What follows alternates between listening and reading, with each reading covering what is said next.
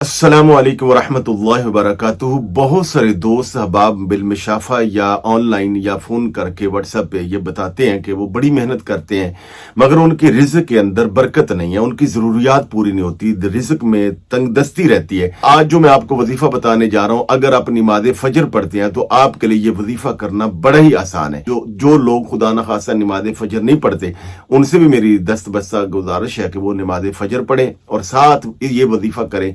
इंशाअल्लाह खजाना गैब से इंशाअल्लाह रिज़्क मिलेगा और अल्लाह जल्ल शानु आपका रिज़्क थोड़ा ही या ज्यादा उसमें बेपनाह बरकत दे देगा और आपकी जरूरियात के लिए काफी हो जाएगा। इस वजीफा के दो पोर्शन है।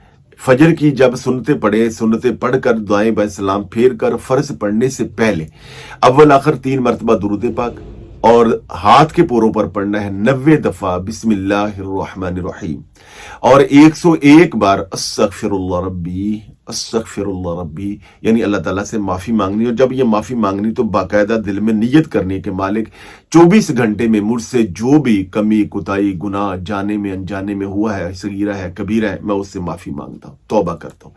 तो यानी 90 दफा बिस्मिल्लाहिर्रहमानिर्रहीम, 101 बार अस्तगफिरुल्लाह रब्बी, अव्वल आखिर 3 दफा दुरूद पाक, फिर फजर के जो है फर्ज है वो पढ़े।